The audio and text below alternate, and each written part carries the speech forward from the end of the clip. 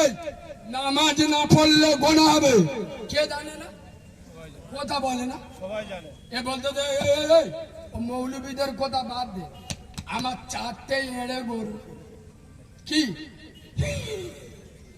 এড়ে গরু মানে বুঝতে পেরেছেন তো?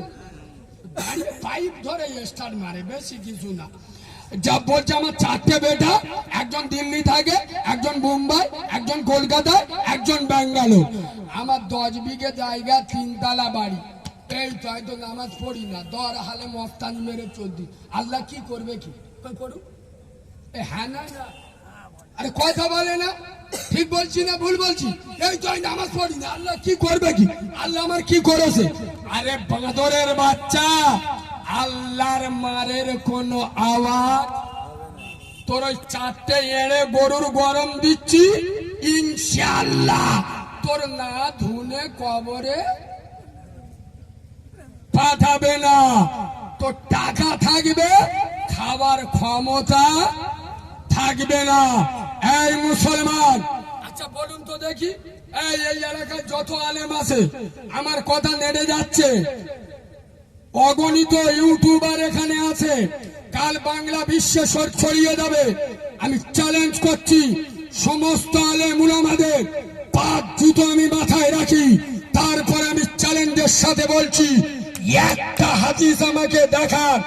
রাসূলুল্লাহ বলে গেছে, বাবা 2014 সালে ভারতে একটা সরকার আসবে, বিজেপি সরকার, প্রধানমন্ত্রী হবে নরেন্দ্র মোদী। ও এসে আমার ইসলামের ক্ষতি করবে, আমার কোরআনের ক্ষতি করবে, আমার মসজিদের ক্ষতি করবে। আগে এরম হাদিস আছে? আছে? খোদার কসম, আমি নবিয়ানা মেম্বারে বসে বলছি, এই লাউখালীর মুসলমানের ছানারা, মুসলমানের বাচ্চারা, নবী বলে নাই নরেন্দ্র মোদী আমার ইসলামের ক্ষতি করবে, কিন্তু নবী বলে গেছে আসসালাতু ইমাদুদ্দিন, নামাজ হলো ইসলামের খুঁটি। যারা নামাজ ছেড়ে দিল, ওরা আমার ইসলামের খুঁটিটা ভেঙে দিল। আরে নরেন্দ্র মোদী বাপের ক্ষমতা নাই, ইসলামের ক্ষতি করবে।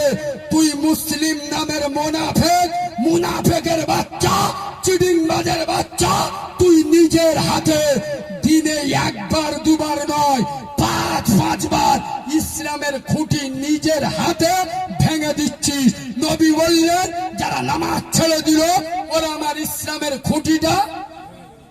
নরেন্দ্র মোদীর বাপের ক্ষমতা ইসলামের ক্ষতি করবে, তুই তো নিজে ইসলামের ক্ষতি করছিস।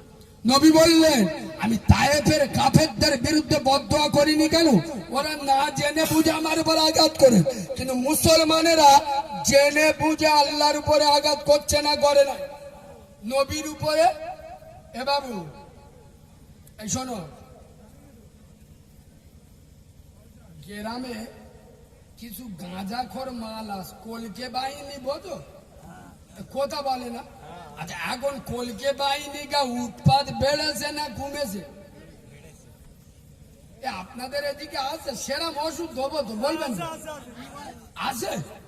এই শোনেন, এই যারা গাঁজা খায়, আমি নবীর মেম্বারে বসে বলছি, এদের বাপগুলো ভালো না। আমি লোক আলাদা, একদিক টেনে কথা বলি না। এ বাঁদরের বাচ্চা, ও নিজে, ও ছোট ছোট বাচ্চা 4 বছরের ছাবালের সামনে বসে বসে বিড়ি টানছে। ও তো ছোট হইতে ওই থেকে মানুষ হচ্ছে, আব্বা বুঝতে পারিনি? ও তো ছোট হইতে ওই থেকে বড় হয়েছে, যে বড় হলি বিড়ি খেতে হয়। এ মাল কি করেছে, যখন 12 বছর বয়স হয়েছে, চিতায় আগুন দিয়ে দে।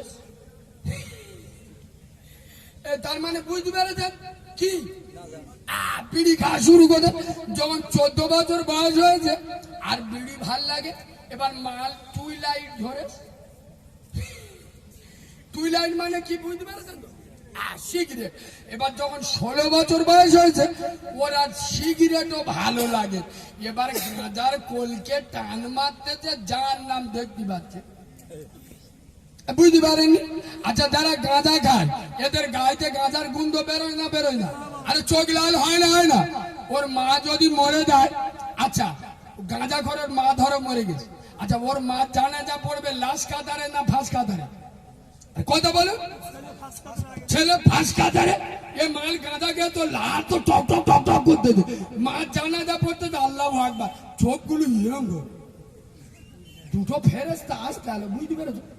ও সাবো না, ফেরেশতা দুটো দুধ দেখে, ও আল্লাহ, ये দেখে ফেরেশতার চোখ বুলু হয়ে গেল, আমাদের উপরে এরকম লাল লাল করতে এগিয়ে হয়েছে কেন?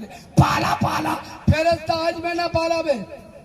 আরে বাবু, আমি নবিয়ানা মেম্বারে বসে বলছি, গাঁজা খোরগা বুদ্ধি আল্লাহর কি রে বাপ, এ শালাগা বুদ্ধি আলাদা। এ হ্যাঁ না না